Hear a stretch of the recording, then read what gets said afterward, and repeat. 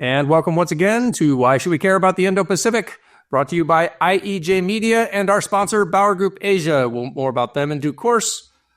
I am Ray Powell. I am the former military officer. I live in California. My co-host is Jim Carouso. He is now in New York, and it is raining. How are you, Jim? Building the ark. It's coming along. Thank you.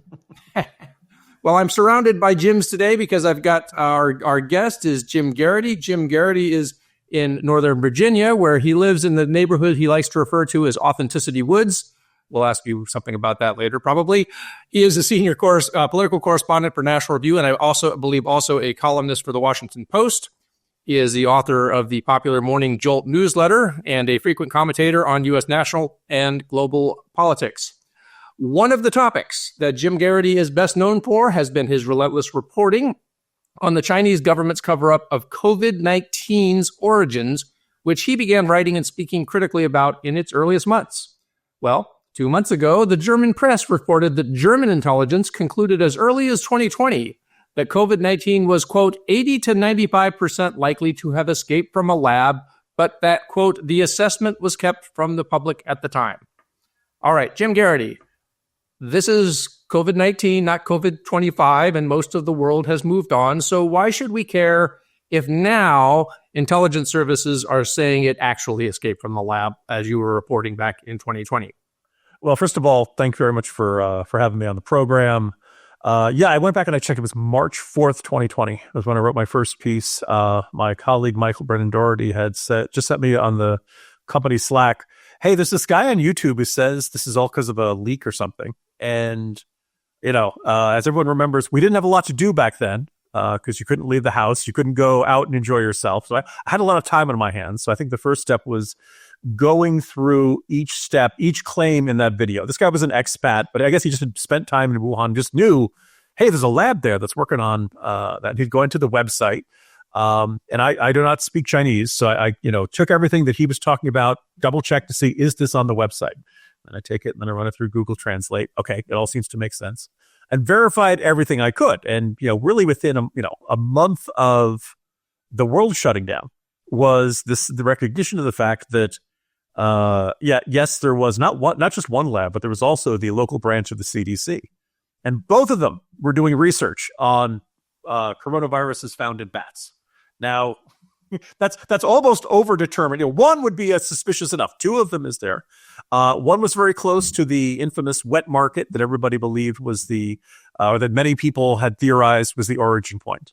And that there had been, obviously this lab operated with a great deal of secrecy, subsequently there have been anyway, why should we care? If people don't care the way they did back in 2020, 2021, 2022, I'm not surprised. We've all kind of gone on with our lives and we're at a very different place in our life right now at this moment. But I'm trying to think of anything any government has done that is more harmful than the ultimate effect of the COVID pandemic. Officially, 7 million killed around the world. The Economist did some good studies and noticed that a whole bunch of countries, China among them, but also Russia, Iran, basically all the bad guys, insisted they did not have a lot of COVID deaths. They did a terrific job. There was really, just entirely coincidentally, in early 2020, they had a giant spike in pneumonia deaths, but they were totally unrelated to COVID. There's no connection there whatsoever. And I think, remember, one of the grim amusements during the year that COVID really shut down our life were the charts put out by the government of China that had, a really unplausibly low number. And eventually they got enough grief about it that they adjusted it up 50%. And after that point, they basically said nobody had died of COVID. And it just was a flat line over the cross. Never mind, they're shutting down cities. Their, satellite photos are showing tons of cars around the hospitals, all kinds of stuff that didn't really add up. So I think what the Chinese government, look, I don't think it was deliberate. I think this was, some idiot at the Wuhan Institute of Virology not using the protective equipment the way he was supposed to someday. Lab leaks, unfortunately, lab accidents happen all the time. Thankfully, they're, the consequences of them generally aren't that bad. But they went home, kissed his wife, and the virus was off and running. The Wall Street Journal had reported there were 3 Wuhan Institute of Virology employees who were hospitalized in the fall of 2019. They never, as far as I know, they were never able to nail down, was it COVID-19 or was it some other ailment that prompted this. And they said that, look, it's not completely unheard of for lab employees to be sick with something and need to go to that. But the timeline kind of lines up and fits that. So I think what the Chinese government did, they all cost us a year of our lives. And that's the best case scenario. Never mind the consequences of the education of American students. Never mind the economic damage. Never mind the fact the number of people who lost loved ones, the number of people who never got to say goodbye to their loved ones because they didn't have a funeral. Like COVID was one of the biggest things that happened to our lives. And it's kind of amazing that for a long stretch, a whole bunch of people in positions of responsibility were like, nah, we don't know. It could happen. Might have been a pig. One of my favorite moments was Jon Stewart going on Colbert's show and freaking out the host by saying, maybe a pangolin kissed and he kept, and he's like, or maybe it's the Virus Research Institute right down the street. So I realize that's a very long answer. But to me, this is the most consequential mistake in human history. And the Chinese government's got all kinds of other reasons for us to be irked with them. I don't think we've ever really had accountability. They've done a terrific job of escaping accountability. I think that's because a lot of Americans in powerful positions didn't want us to look too hard at the origins of this. And guys, I'm used to stubbornly trying to fight for causes that have no chance. I'm a New York Jets fan. Oh, that is. Can we end the podcast now? Well, I was going to say, you're suffering. You think you're going to hurt me? You can't hurt me. There's nothing you're going to do to me I haven't already been through. You've seen hell. Yeah. All right. We sort of expect the Chinese government to lie and cover up. Nothing new there. What concerns, I think, me and Ray is how is it our intelligence agencies kept going back and forth? Mm-hmm. Were they covering up? Were they getting different information? What was their motivation for changing their minds? Yeah. Well, almost. So it's worth remembering that this occurred while Donald Trump was president. There were various statements made by Trump in those first couple months saying what a great job Xi Jinping was doing. I'm not a huge fan of that. Trump thought he was going to get this great soybean deal with the Chinese government and was not eager to be all that antagonistic. And apparently at some point he told Pompeo to knock it off with making critical statements about how the Chinese government had been handling it. So that's on the Republican side. Biden comes into office, orders a review of the information that's there. The intelligence community comes back with nah, boss, sorry, it's inconclusive. We just can't tell. And although apparently there were various indications that the FBI was saying, yeah, we think it's a lab leak. Later on, Livermore Labs came out and basically said, yeah, we're pretty sure it's a lab leak. People might be thinking, well, Livermore Labs, well, apparently part of the U.S. government, for all of its copious flaws, I'm a conservative, I'm a small government guy, but they employ a lot of smart people. And they have a section over at Livermore Labs that tracks biological weapons. As a result of that, they know a lot about biology. They know a lot about viruses. They know. And by the way, before I go any further, you have an intelligent audience. I assume they know this distinction. But I should point out, to the best of my knowledge, to the best of my research, everything we've seen, there's nothing that indicates that SARS-CoV-2, which is the virus that causes COVID-19, there's no indication that it is a deliberate bioweapon or it's a deliberate attack on anyone. Now, with that said, a lot of research in viruses is what they call dual use, where basically the more you know about viruses and how they multiply and how they spread and how they're contagious and all that stuff, well, the more you know about that, the more you could apply it to a biological weapon. So while I don't think there's any indication that COVID-19 was a biological weapon, did a lot of damage to the Chinese, did a lot of, there's no reason to point to that. It did, it's conceivable that it was part of a biological weapons research program and or some other part of the Wuhan Institute of Virology is involved in biological weapons research. This is the sort of thing it's very hard for our intelligence community to figure out. But as for that, there was always this dispute. And because, as long as there was that dispute, the U.S. intelligence community could say, well, it's inconclusive, or it's divided. I believe the last time President Biden ever spoke about the origins of COVID-19 was in that summer of, I want to say, 2021, maybe a little bit later in the year. That once they got that answer, there was next to no interest in discuss. It was not mentioned in the debate between Kamala Harris and Donald Trump last year. Barely mentioned on the campaign trail. The gentleman who wrote The Great Influenza, John. Go read the book. Fascinating. But he makes the point that after the influenza of 1918, 1919, the world just wanted to forget about it. You think about We see a lot of memorials to World War I. We've seen books, documentaries. It's a fascinating chat. Great influenza had a huge impact on America, but when it ended, people just wanted to forget about it. They did not want to study it. They did not want to discuss it. And when you read that, I'm like, well, it's not going to be like that for COVID. And I think you can make an argument, by and large, it was that once normal life returned, people wanted to get back to as close as they could as to normal life, and to believe it was all like a bad dream. As I said, I think Biden was not interested in further antagonizing the government of China. They had a bunch of other disputes going on. By February 2022, Russia invades Ukraine, one of the other great passions of my work. And that occupied to the extent that there was a foreign policy bandwidth of the Biden administration. And when your president is an octogenarian, he only has a certain number of good hours a day, he can only give a certain number of speeches in a week, relationship with China shifted to the back burner, and I think there was no appetite in the administration to push hard. Trump comes in, and like within 20 minutes of Ratcliffe coming into the office of the CIA, it's like, yep, oh, by the way, we're pretty sure it was a lab leak. And last I heard, it sounds like Tulsi Gabbard very much wants to come out with some sort of definitive report saying, yeah, it was a lab leak. Now, Tulsi Gabbard is not my favorite human being on this planet, but if she goes and does this, if she actually manages to pull that off, Tulsi Gabbard, this bud will be for you. Oh, this administration doesn't like bud. Never. This other beer, something else will be for you. Okay. So a lot of our audience is concerned about international institutions like the World Health Organization, which has been through a very bizarre number of years around this question of COVID-19. The gentleman who runs it, Dr. Tedros, has run it since 2017. When this whole thing started, he was seen as being very soft on Beijing, very sort of complimentary of their management of things. Of course, the Trump administration sort of pulled us out.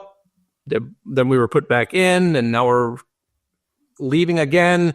What should we make of China's relationship to the WHO, and what does this tell us more broadly about China's involvement with these international institutions?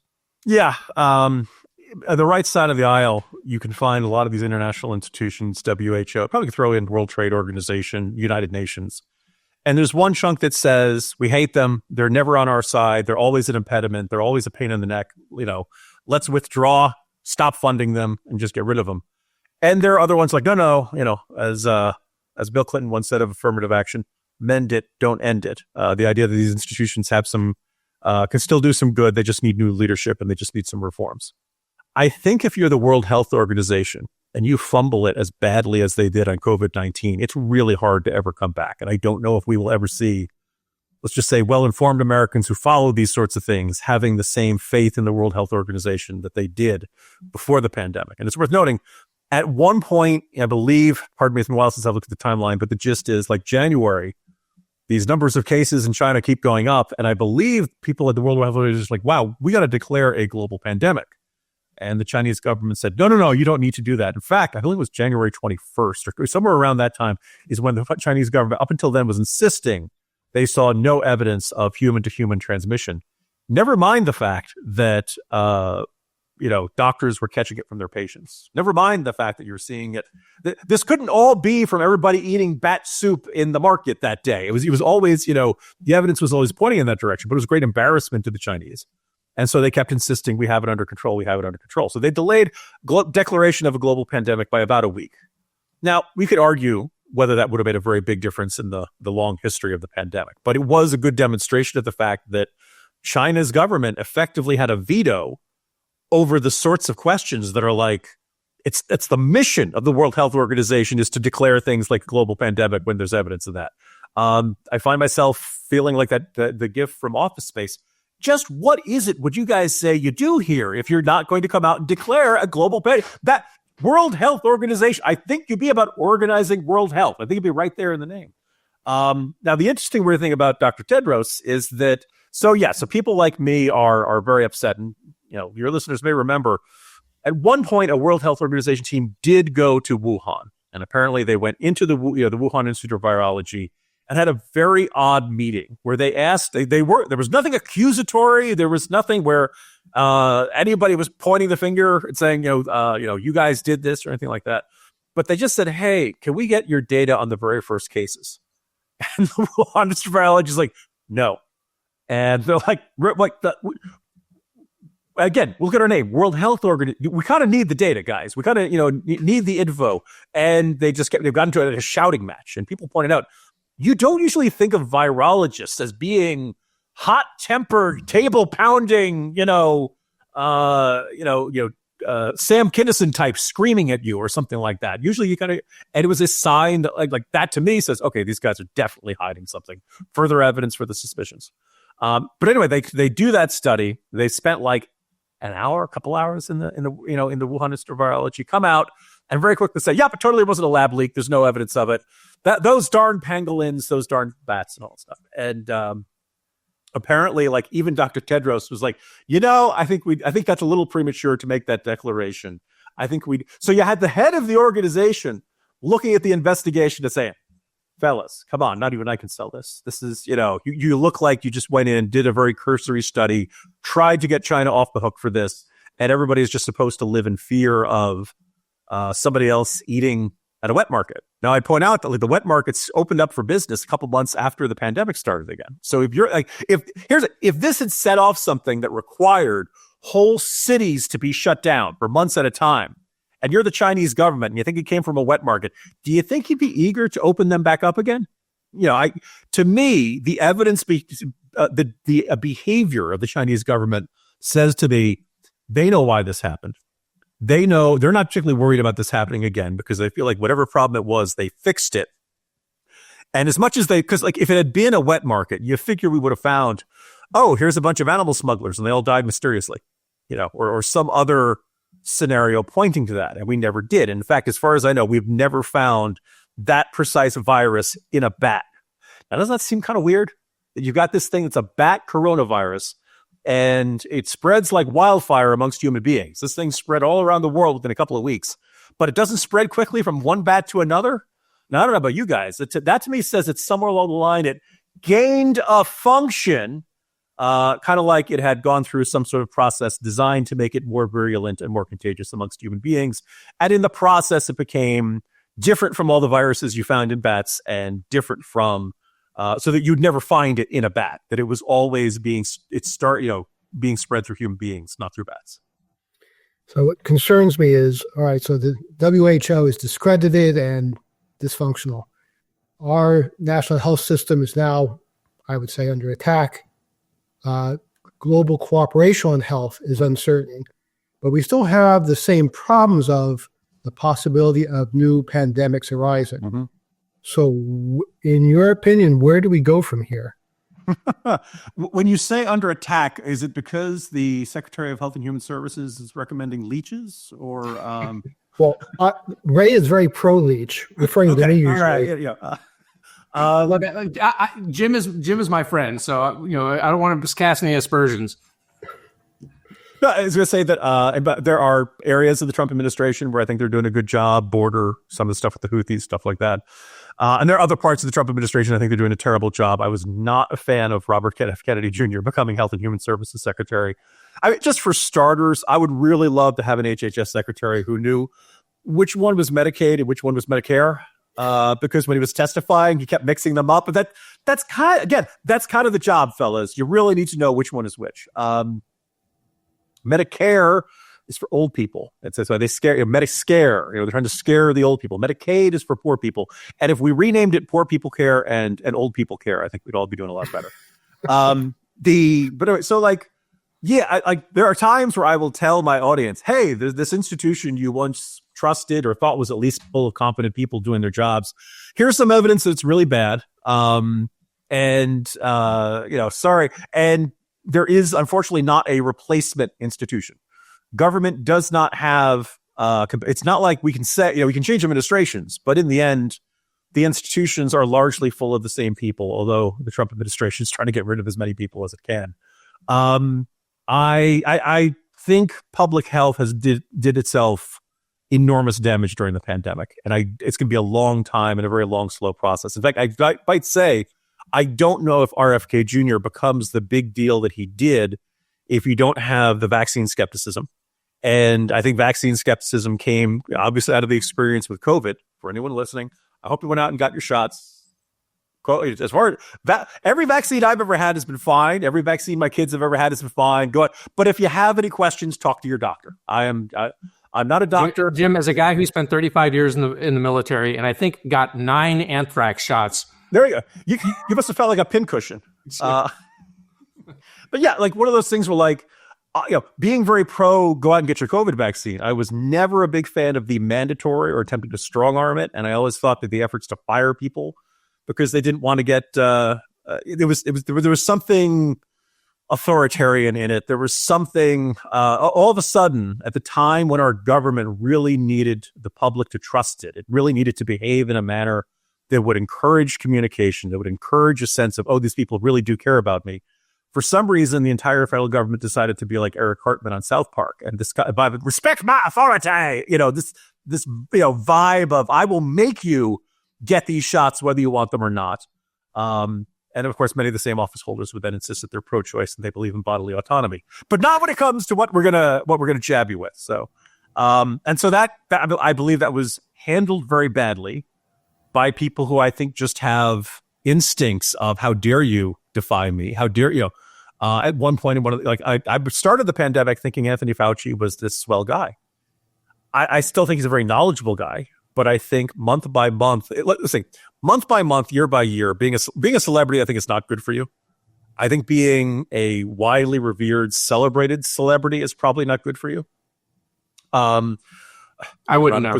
Okay. Ironically, being we have a new pope. I'm Catholic. I'm not particularly religious or devout, but I would just point out when I go into a store and I see those prayer candles that have luminaries like Stacey Abrams or Dr. Fauci, that is one of the few things in this world that I will look at and say, that is friggin' sacrilegious. That is wrong. And to me, the fact that, but I also think like the reverence for somebody like Fauci does speak to the quasi-religious yearning that was in everybody, including maybe people who think of themselves as atheists or secular, that they wanted some messiah figure who was going to come along and make things okay. And I think Fauci started buying into his own hype. And at one point in one of those, at minimum, his testimony about gain-of-function research over in China and whether the NIH was funding it was highly misleading, if not all-out lying to Congress. And I think he, evolved into the figure that his foes always wanted to believe he was, of arrogant and dismissive and, I am the science. How dare you question me? Which I think did a lot of damage. And I don't think that's not the sort of thing you get over in a year or 2 years or even 5 years. Check back in a decade and maybe Americans will trust the public health authorities a bit. So speaking of things that, mend it, don't end it, one thing that seems to be ending is the U.S. Agency for Global Media. And I, full disclosure, I have done a lot of work with Sealight, with very, very good journalists from the Voice of America and Radio Free Asia who are now out of work. I think that as of today, this is May 9th as we're recording this, 90% of Radio Free Asia's staff is being laid off, including their Uyghur and Tibetan language programs, which are already done. You recently wrote that you thought that the U.S. Agency for Global Media should be fixed and not eliminated, but that doesn't seem to be where things are going. What do you hope happens from here? I was going to say, Ray, the best hope we can have is that because it feels like, because of the dueling court cases about whether the administration has the authority to do this, we're recording this May 9th. By the time people hear it, it may have changed. There may be some other injunction that goes back the other way or something like that. It feels like that's what it's been for the last few weeks. But yeah, the outlook for Voice of America and all of these other programs is not great. And I look at what it stems from is a broad conservative sense that, quote unquote, the media is bad.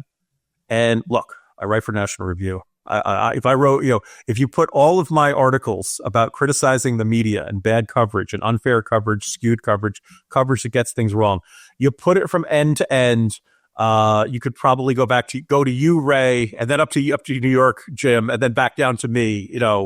I've been right. A lot of the criticism of the media is deserved, but as you just laid out, these government-funded institutions who generally work overseas and they cover news overseas, and they're by and large they're not covering the sorts of things that drive conservatives crazy about the media, i.e., Donald Trump is Hitler, Republicans are fascists or stuff like that.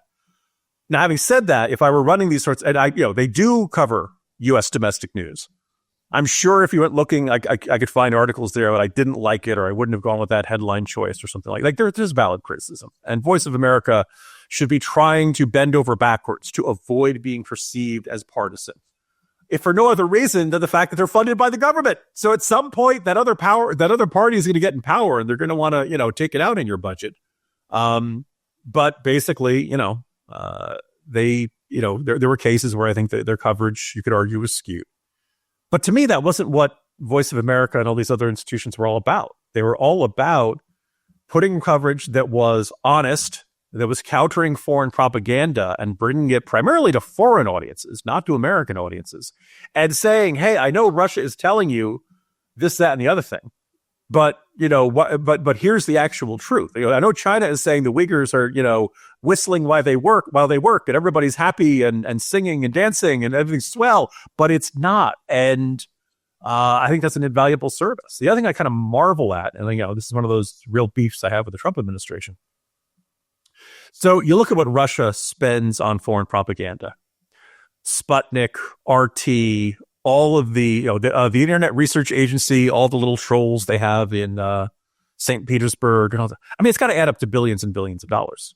And you'd be like, look, Russia is not, awash in money. They have, the Ukraine war is costing. Why are they? Well, because to them it's worth it.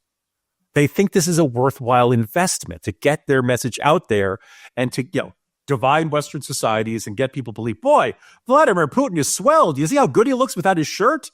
And I totally believe he scored 9 goals against the Russian all-star team all by himself. There's no way they let him score those goals and all this other stuff. So and the China and all the state-run Chinese media institutions, our enemies think spending a lot of money to get their communications out, to get their vision of the world spread out around the globe as much as possible. They think it's a worthwhile investment. Why don't we?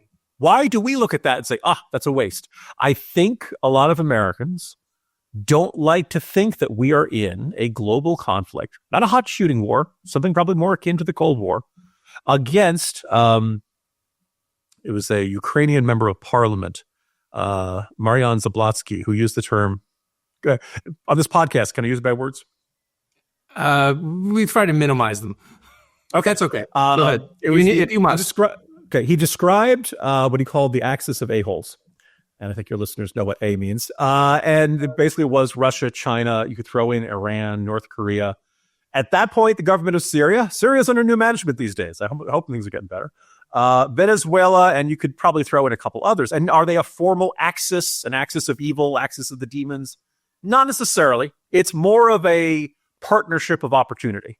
And there are a lot of vivid examples of that, but one that probably is relevant to anyone who's paying attention to the Pacific, global shipping, trade, stuff like that. The Houthis do not attack Russian or Chinese flagged vessels. And there was a Chinese shipping company that was there's some professor who was looking at this and saying, isn't it terrific that Chinese companies are the only ones that can sail through the Red Sea and guarantee that they will not be shot down or set on fire by Houthis? And I'm sitting there thinking well, I guess we know who's helping out. They're scratching each other's back. They're all very happy to work with each other. I have been beating the drums on this for years.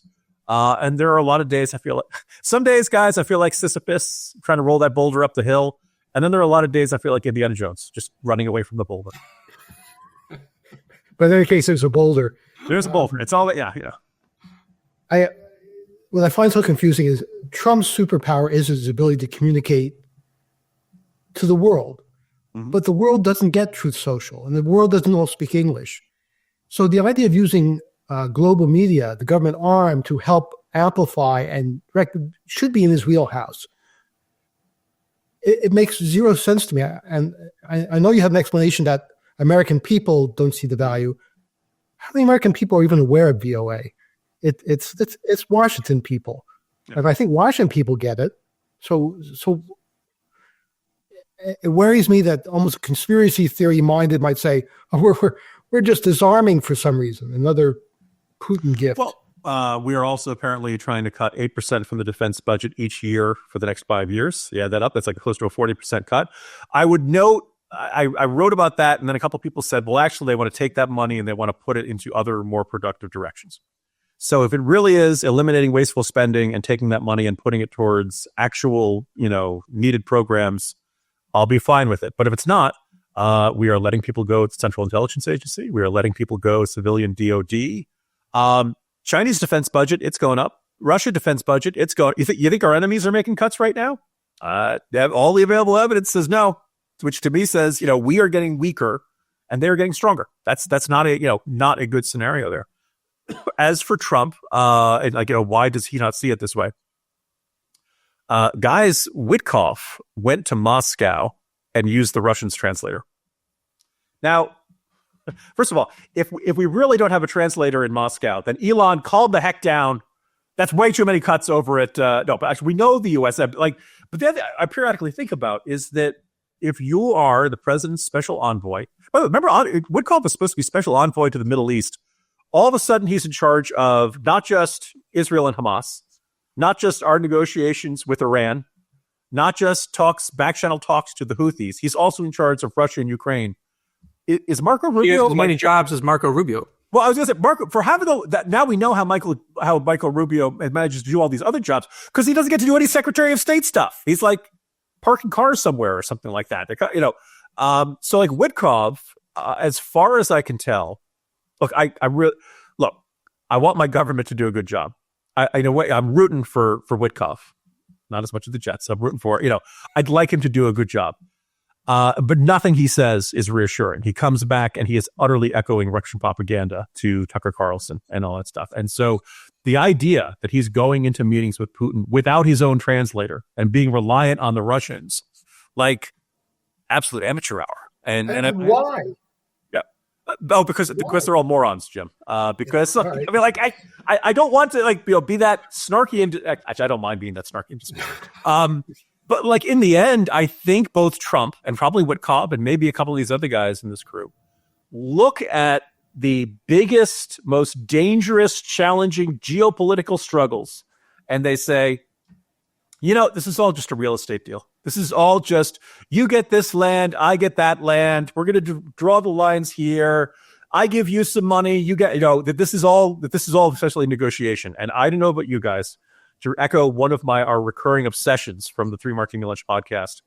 I just picture Ellis from Die Hard walking in to negotiate with Hans Gruber and saying, Hans, booby, I'm your white knight. And, just the idea of somebody who comes from a business and financial world, not understanding the geopolitical consequences and stakes and the people he's dealing with, which is why Witkoff keeps coming out and saying, I had a great talk with Putin. Witkoff also at one point said when Hamas, I'm glad you guys are sitting. It's going to shock you. It turns out Hamas made a promise and then did not keep it. Now, I'll give you a moment to take that in.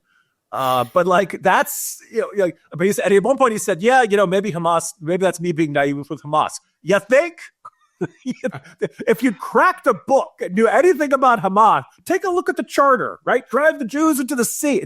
This is not obscure, deep in the footnotes of the PDB sort of thing you need to look for. Hamas is a bunch of untrustworthy bastards. I think you need to go into negotiations knowing that instead of saying, I'm a great deal maker and I'm going to charm these guys and I can get them to see reason. All right. To drag this back into our theater of interest, Jim, you have... I tend to meander and segue. So yes. You have spent time personally reporting from Ukraine and Syria and Taiwan. I'm actually, dragging it back. I'm going to start in Ukraine though, because we recently did a post-election review on one of our recent podcasts for Australia.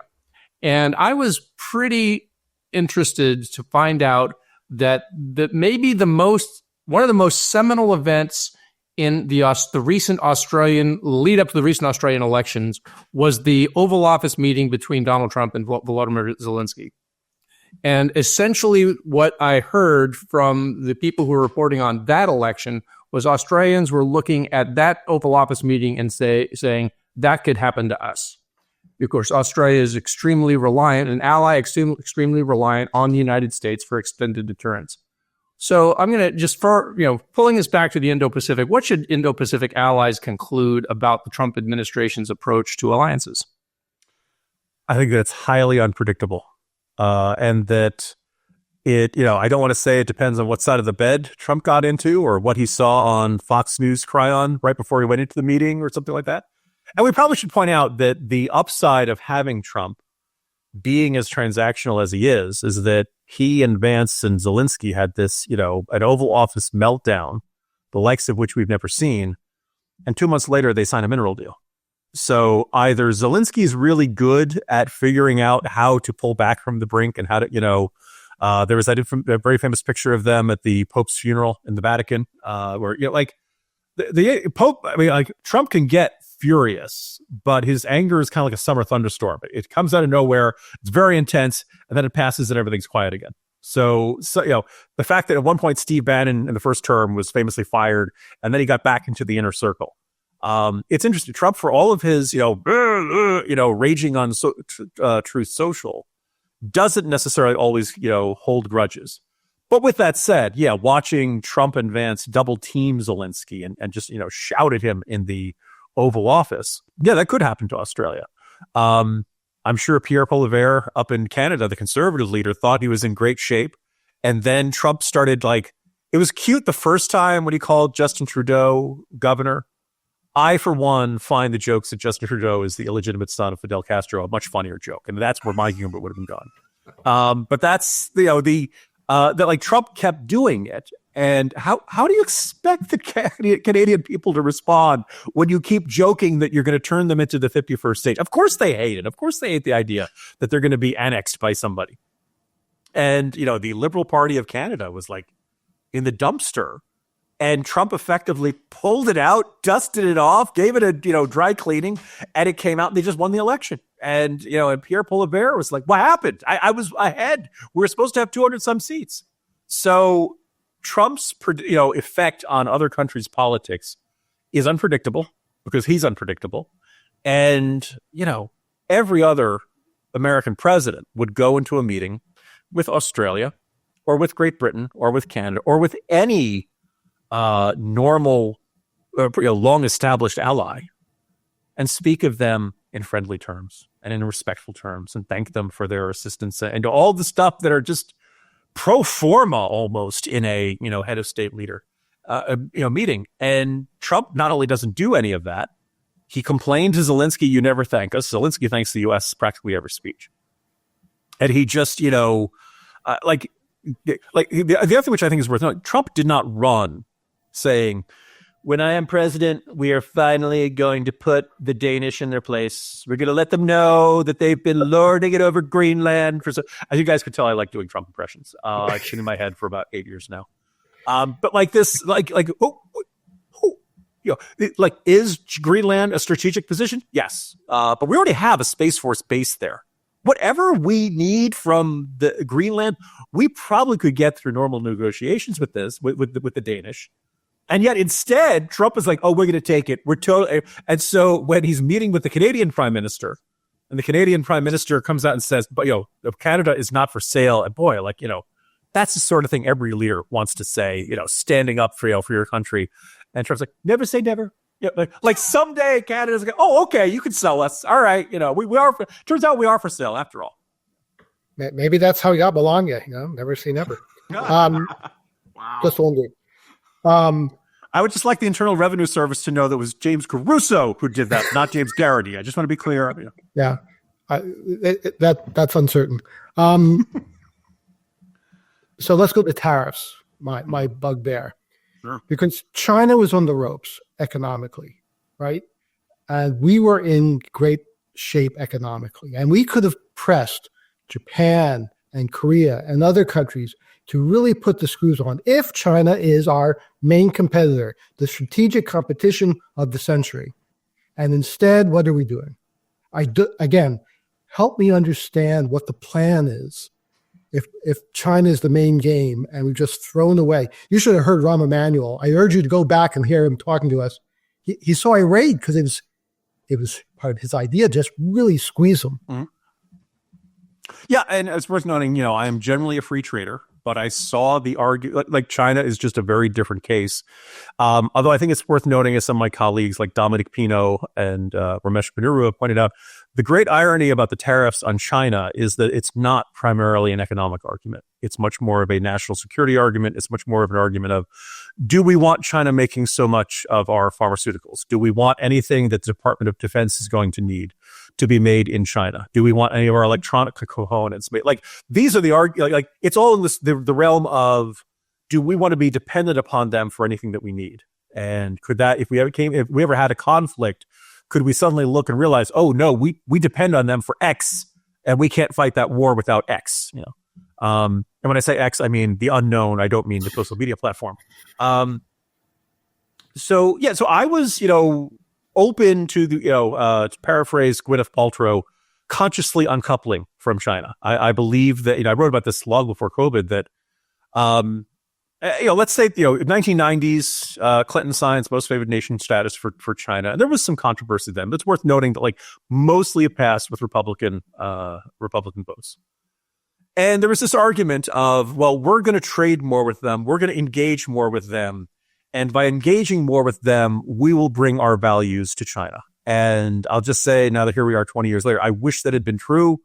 The world would be a better place if that were true. It did not work. And in fact, I think when you look at how, in the aftermath of the crackdown on Hong Kong, when the Houston Rockets general manager put out that really, small ball, free Hong Kong or whatever, the tweet he put out there, and China acted as if we had nuked Beijing. I mean, they just came out with every conceivable hardcore, response to it. And everybody in the NBA is like, oh, I don't know that guy.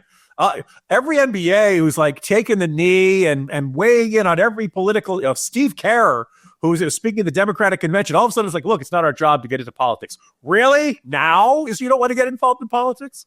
But the example, and I think I mentioned this to Ray when I had a chance to see him. There was somebody who held up a 8x11 piece of paper sign. This is not a giant banner. He's at a Washington Wizards game in Washington, D.C., and he holds up the sign and it says, Google Uyghurs. It's not China sucks. It's not the Washington Wizards sucks. It's not NBA commissioners. It's just an instruction, a request, in there. Google Uyghurs, please, right? And the NBA security took it out and told me he had to leave. And to me, it said, we didn't bring our values to China. We're bringing their values here. Our institutions are behaving more Chinese, are behaving more authoritarian, are having more of a crackdown on speech that they don't like. And I think that's a sign this has not worked at all. And one of the nice things about writing for a place like National Review is that we're not part of a multinational. We're not part of a big conglomerate that is trying to open up a theme park or sell Rich Lowry bobblehead dolls all over, Shanghai and Beijing. We're a small operation, but it means we get to see what we say. ABC being part of Disney, and Disney wants to open up theme parks over there, or CBS, which is all of these big corporations have very big financial investments in China, and none of them want to rock the boat. And they know China is very touchy about any kind of conceivable criticism. And, again, preceding COVID, but I realize I'm meandering all over, but I'm hoping this is all close enough to the topic of your the passions of your podcast audience. Transformers, the brilliant cinematic masterwork, that one of the, I think it was the third movie, part of it takes place in Hong Kong. In addition to seeing the evil Decepticons smashing things in the city and the Autobots trying to, they kept carrying away to scenes of the Chinese military saying, we must protect the civilians, deploy the forces. And it was the most wildly heroic propagandistic portrayal of the Chinese military you're ever going to see. Now, I should point out, every other scene in a Michael Bay movie usually portrays the U.S. military in the most heroic light you possibly could ever see. But it just was one of those things where it was like, wow, we're having what we think of as American movies. This message is getting stuck in there. And if you'd said, how great the British forces are, hey, we've always loved 007. If you said the French military forces, okay, that would never work. Sorry, French listeners. But the idea that in America them that are left was pausing the robots fighting to let us know how great the Chinese military was a sign that something had gone terribly wrong, and that China had demonstrated this really frightening ability to influence what Americans saw, heard, and presumably thought about their country. Well, speaking of messaging, I do note that you managed to get your boss Rich Lowry's name into the podcast, so I assume that's contractually obligated. The editor of National Review. Now, one of the names that you have associated yourself with is your home subdivision, Authenticity Woods. Yeah. So, as an exit question, I'm going to ask you about Authenticity Woods and where did that come from, and why has that been sort of one of your staples? Okay, so from 2005 to 2007, I lived in Ankara, Turkey. I'd like to say this is because I was such an adventurous spirit and always interested in foreign affairs, but no, my wife had a job out there, and she says, we can do this. And I'm like, okay. Came back, and we moved to a housing development in Alexandria, Virginia. Not Old Town. That's where the really rich people live, like my colleague Ramesh Ponnuru. Apparently, some people are doing real well, and I'd say, "Oh, Ramesh Ponnuru must be making all that money from the Washington Post." Except I write for the Washington Post, so I don't. Anyway, they're doing. God bless the Ponnurus. So we were in the wrong side of the tracks of Alexandria, but it was a very nice neighborhood, and I say this was 2007, and I joke it's the kind of neighborhood where the Obama yard signs came pre-installed. It's very blue. It's very Democratic. And the first time I went to vote there, it was a primary day. And I go in and I ask for a Republican primary ballot. And the guy behind the desk just looks at me and says, why? And implied in that is, you seem like a normal, nice, upstanding human being. Why would you vote for the forces of hell? So he gave it to me and all that stuff. My neighbors were very nice, but it was a very Democratic neighborhood. Couple of years go by, kids start getting bigger. We were living in a townhouse then, and we wanted a yard. And we start saying, okay, we'll go back to Fairfax County. I guess I've revealed my home county now, but there's a million people here, so I feel pretty good about it. You're not going to know exactly where I am. Oh, so the old neighborhood I nicknamed it Yuppie Acres, because that was basically there were yup. It was you would have the same conversation. Oh, yeah, when you move here, yeah, we having kids, so we decide, oh yeah, it's got a great daycare center nearby, So what do you do? Oh, I'm a lawyer for a trade association. Which now I should point out, that's what everybody in the neighborhood said. Probably 20 to 30% of them work in the intelligence community, and that was their cover story. But nonetheless, that's everybody worked for government or influencing government in some way.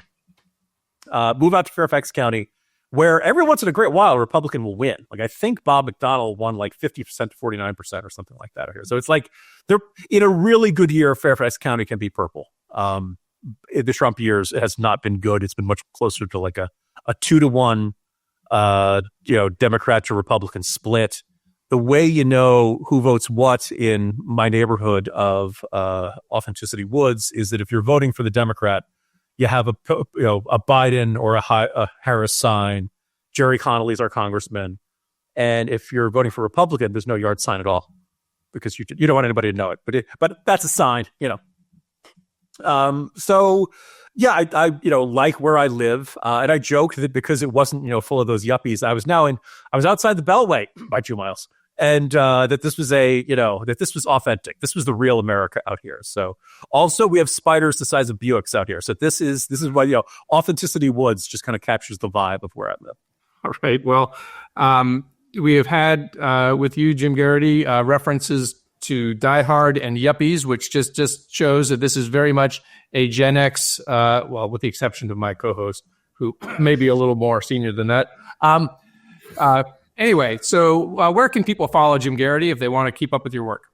Sure. I write for National Review. I write the Morning Jolt newsletter every day. I often contribute to the Corner, which is kind of our rolling blog throughout the day of news and commentary. I write for the magazine every now and then. In fact, in the next issue, I have a profile of Illinois Governor J.B. Pritzker and his apparent interest in purchasing the presidency. I'm sorry, running for president. But yeah, it's. And I also write for the Washington Post. You can find those columns over there. I'm on Twitter on X. Poor Elon, you're going to drive me crazy. At Jim Geraghty. And every once in a while, you can find me on a cable news channel, usually as a sign some other guest is canceled. All right, Jim. Well, for me and Jim, we want to thank you and invite you to come back sometime. It's great fun, and I appreciate what you guys are doing to call attention to, I think, a very undercovered, under-discussed story. So best of luck to you guys.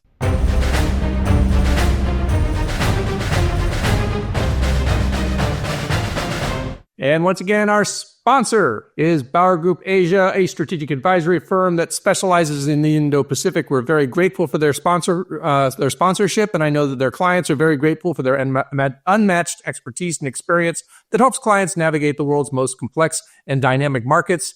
Jim, I think that our guest today covered almost every market on earth. It was a very wide-ranging interview.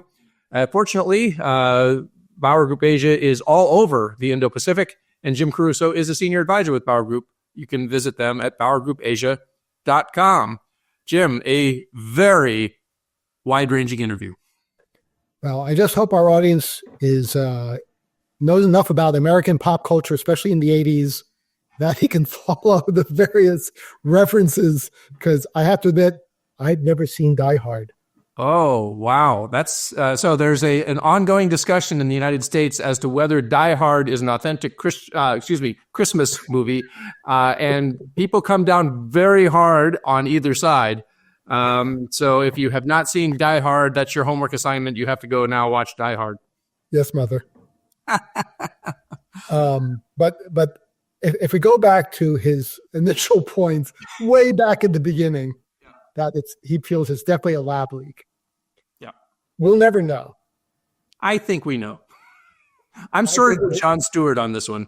The quote that he didn't say from the Jon Stewart thing was, "Oh my God, there's been an outbreak of chocolatey goodness in Hershey, Pennsylvania. What could it possibly be? Oh, I don't know. Maybe a pangolin kissed a penguin or so, So I feel pretty confident that it's a lab leak. I like the story. I don't remember who told me that maybe they were experimenting on bats and pangolins and all these things, and then they were going to euthanize them. But then some clever worker at the Wuhan Biology Institute said, "You don't want to waste a perfectly good pangolin," and took him off to the wet market to sell. So expose things. Yeah. I think so. To me, what the kind of the nub of this whole thing is look, everybody knows that every government on earth wants to tell its own story the best it can, and wants other stories to be, have less airtime, right? The advantage we still do have in democracies is that we can't just shut down all the stories we don't want. And we can have people who try, but in the end, you have to let those opposing voices be heard, especially in a country like America where there's a freedom of speech in the Constitution. There is no freedom of speech in an authoritarian country, and China, when it wants to tell its story, will be in many cases very, very bald-faced in the way that it tells whatever story it wants. I say this as a person who recently published an article on the Sea Light blog where the first three words are "Beijing is lying." That was actually a story about the condition of Scarborough Shoal. But, I do think that there was, and I do remember this pretty well, in the early days, there were actually stories about how transparent Beijing was being, and allowing people to come in and research this virus, and it feels like this completely other universe that we were in. And of course, since then we had years of just this complete fabrication. And whether or not you think there may have been a wet market involved, what is clear is that Beijing told lots and lots and lots of false stories about COVID from the very beginning, with catastrophic results for the world. But as you said, we should suspect this always. What bothers me more is if our intelligence agencies really were told not to speak the truth publicly. Yeah, that is a bigger problem. And that gets to, I think, in part, so, some of this is internal government problems, but some of it was also, the hyper politicization of everything in our country, at least the United States these days, where everything, whatever one side thinks might be true, the other side has to take the opposite opinion. And so everything becomes a partisan issue. And I think part of the overtones of early COVID was who in America was to blame. Was it Donald Trump? Was it Anthony Fauci? Was it, and in some ways, the turning to Beijing and asking questions about that turned into, well, you're just letting so-and-so off the hook, right? Instead of just sort of asking the honest question, what is the credibility of this argument that we hear coming out of Beijing, which is clearly where the virus started?